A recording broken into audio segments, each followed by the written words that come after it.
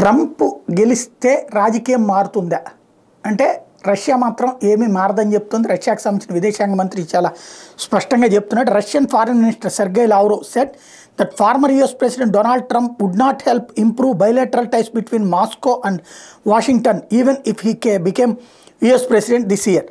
Speaking with CBS, Lavrov said that Russia-US ties have deteriorated beyond the point of repair.